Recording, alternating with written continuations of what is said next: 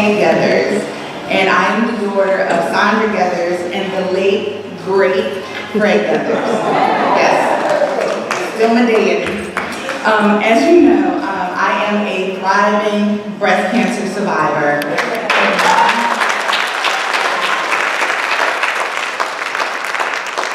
And this morning I have been asked to share my story with you. So my story actually begins in 2001 when I went for a routine mammogram. And for those of you who have not had one yet, once you go and get one, they place you in a room and you sit and you wait for your results.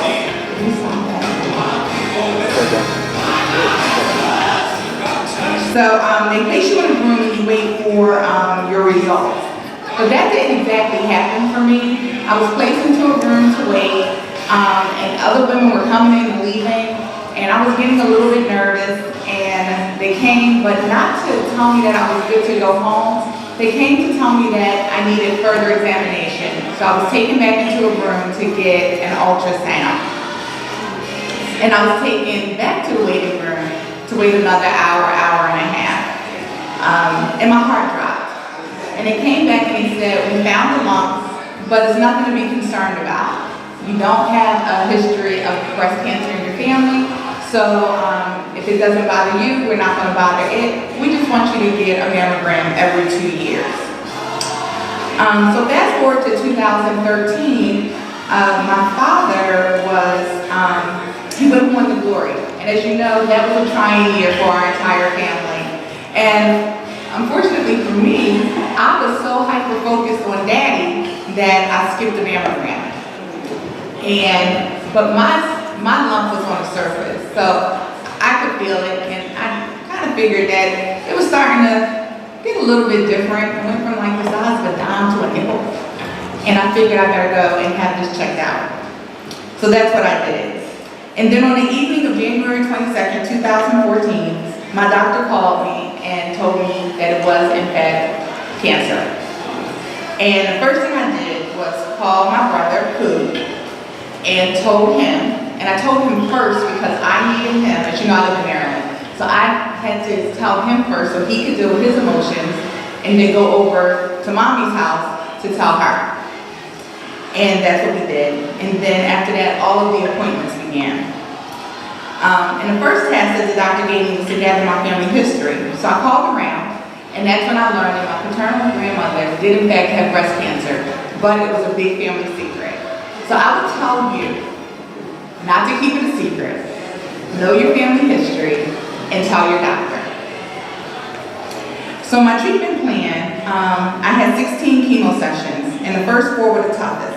And they were planning to give me something called the Red Devil. And I remember telling them that they were not about to put anything in my body called the devil. So, it was red in color. So let's call this the red angel or the red blood of God of Jesus Christ, but it is not about to be a devil going into my body. Luckily for me, I had a great support system. So the first 4 treatments were the toughest, and Nurse Becky, or Beth Griggs, came down to take me to my first session. And then Kirsten Griggs drove up, and she took me to my second session. One of my neighbors took me to my 3rd session, and then Nurse Becky came back and took me to my 4th session. So thank you, Beth, for being the alpha and omega in my first session. It was about a week after my second session that I was standing in my kitchen listening to the radio, and this song came on. And the Spirit of God came over me, and I knew right then and there that I was healed, that everything was fine.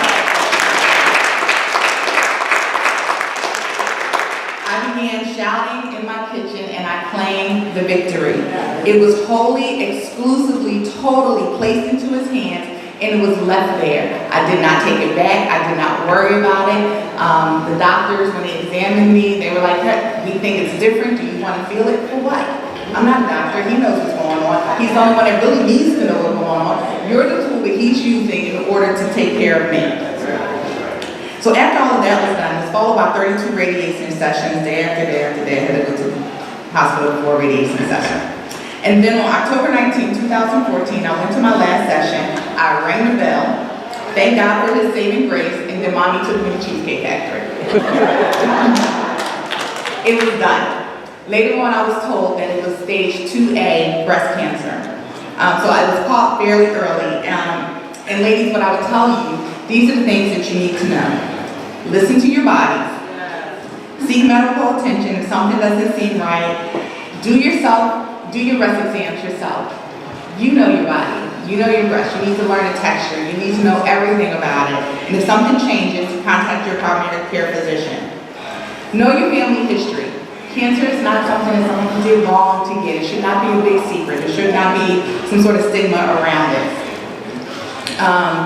And the doctors have heard it all. So be honest with your story. Just tell them everything.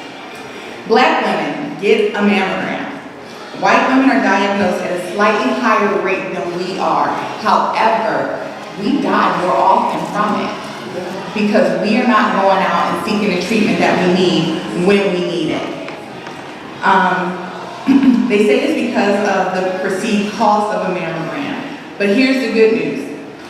Since September 2010, the Affordable Care Act has required all new health care insurance plans to cover screening for mammograms every 1 to 2 years with no out-of-pocket costs. So no co-payments. And no co-insurance for women 40 years old and older. Okay, so that's the ladies. Men, I need you to understand that you too can get breast cancer. Again, know your history. If there is breast cancer in your family, you have a chance of being diagnosed. You too have breast tissue. Men are typically diagnosed around the age of 68 years old, and like the women's situation, white men are diagnosed at a higher rate. However, black men tend to die more often because we are not taking care of ourselves. So guys, I need you to do that. Next month is your month. You are up. It is Men's Health Month. And so that means prostate cancer. So it is mid-October, so beat the rush. Get your appointments. Get in there and make sure you take care of yourselves too. So in closing, I want to thank my mom for coming to take care of me during that time. Nurse Beppy, thank you again she's been Beppy to me forever, so she's going to continue to be Beppy. I want to thank Kirsten, even though she's not here, for taking care of me and taking time away from their work and their families. And to my Marmar, back there, Marmar, I know you hear me. Thank you for humoring me when I told you that the doctors had informed me that there was healing power in your potato salad and sending it to me every time I came to visit. If you have any questions for me, I will be downstairs at the table and you can ask me whatever you would like to ask me about my journey. Thank you for your time.